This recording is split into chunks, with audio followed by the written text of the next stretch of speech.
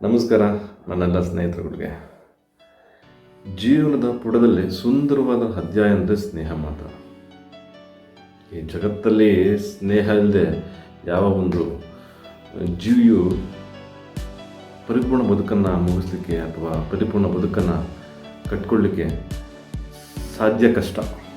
So ಹಾಗಾಗಿ ತಮ್ಮೆಲ್ಲರಿಗೂ ವಿಶ್ವ ಸ್ನೇಹ ದಿನದ ಶುಭಾಶಯಗಳನ್ನು ಕೋರ್ತಾ, ನಮ್ಮ ಜೀವನದಲ್ಲಿ ಯಾವ ಥರದ ಸ್ನೇಹಿತರುಗಳನ್ನು ನಾವು ಆಯ್ಕೆ ಮಾಡಬೇಕು, ಯಾವ ಥರ ಸ್ನೇಹಿತರುಗಳನ್ನು ನಾವು ನಮ್ಮ ಜೀವನದಲ್ಲಿ ಪಡ್ಕೊಳ್ಬೇಕು, ಅದರ ಪರಿಣಾಮ ದುಷ್ಪರಿಣಾಮ ಏನೇನಾಗ್ತದೆ ಅಂತಕ್ಕಂಥದ್ದನ್ನ ನಮ್ಮ ಹನುಮಂತೇಶ್ ಗುರುಗಳು ತುಂಬ ಸ್ಪಷ್ಟವಾಗಿ ನಮಗೆ ತುಂಬ ಅದ್ಭುತವಾಗಿ ವಿವರಣೆ ಕೊಟ್ಟಿದ್ದಾರೆ. ಸೊ ವಿಡಿಯೋನ ಕೇಳಿಕೊಂಡು ಬರೋಣ ಬನ್ನಿ. ನಮಸ್ತೆ ಆತ್ಮೀಯರೇ, ಎಲ್ಲ ಹೇಗೆ ಚೆನ್ನಾಗಿದೆ ಅಂತ ಭಾವಿಸ್ಕೊತೀನಿ.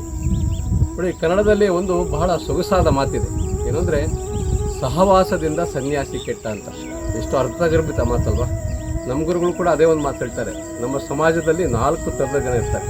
ಒಂದು ಅಚ್ಚ, ಎರಡನೇದು ಕಚ್ಚ, ಮೂರನೇದು ಬಚ್ಚ, ನಾಲ್ಕನೇದು ನುಚ್ಚ.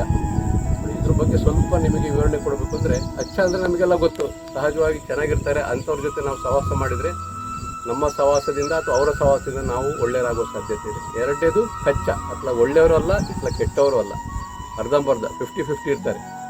ಅಂಥವ್ರ ಜೊತೆ ಕೂಡ ಸ್ನೇಹ ಮಾಡುವಾಗ ಹುಷಾರಾಗಿರಬೇಕು.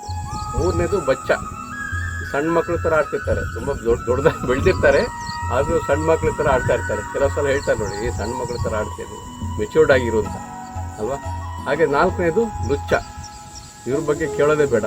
ಅವ್ರು ಯಾವಾಗಲೂ ಏನು ಮ್ಯಾನುಫ್ಯಾಕ್ಚರ್ ಡಿಫೆಕ್ಟ್ ಅಂತಾರಲ್ಲ, ಹಂಗಿರ್ತಾರೆ. ಹುಟ್ಟಾಗಿ ಕೆಲವರು ಕೆಟ್ಟದಾಗಿ ಬೆಳೆದಿರ್ತಾರೆ ಅವರ ವಾತಾವರಣ ಪರಿಸರದಿಂದ. ಅಂಥವ್ರ ಜೊತೆ ನಾವು ಸೇರಿದಾಗ ನಾವು ಸ್ಟ್ರಾಂಗ್ ಇಲ್ಲ ಅಂದರೆ ನಾವು ಅವ್ರ ರೀತಿ ಆಗೋ ಸಾಧ್ಯತೆ ಇದೆ. ಹಂಗಿದ್ದಾಗ ನಮ್ಮ ವೈಬ್ರೇಷನ್ ಪಾಸಿಟಿವ್ ಆಗಿದ್ದರೆ, ನಮ್ಮ ಯೋಚನೆಗಳು ಸಕಾರಾತ್ಮಕವಾಗಿದ್ದರೆ ನಾವು ಅವರನ್ನು ಬದಲಾಯಿಸ್ಬೋದು. ಇಲ್ಲ ನಾವೇ ವೀಕಿದ್ರೆ ಅವ್ರ ಥರ ನಾವು ಆಗೋ ಸಾಧ್ಯತೆ ಇದೆ. ಹಾಗಿದ್ದಾಗ ಸ್ನೇಹಿತರೆ, ನಿಮ್ಮಲ್ಲಿ ನಾನು ಕೈಂಡ್ ರಿಕ್ವೆಸ್ಟ್ ಮಾಡೋದು, ನೀವು ಸ್ನೇಹ ಮಾಡುವಾಗ ಹುಷಾರಾಗಿ ಜಾಗರೂಕತೆಯಿಂದ ನಿಮ್ಮ ಸ್ನೇಹಿತರನ್ನು ಸೆಲೆಕ್ಟ್ ಮಾಡ್ಕೊಳ್ಳಿ. ನಿಮ್ಮ ಜೀವನವನ್ನು ಎಂಜಾಯ್ ಮಾಡಿ. ನಮಸ್ತೆ.